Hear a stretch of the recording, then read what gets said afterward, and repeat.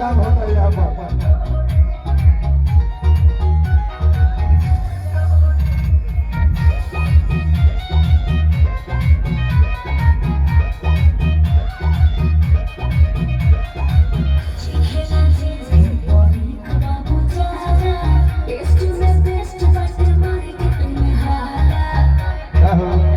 तो ही तो बुझ में लगी का हमने और शेयर करो।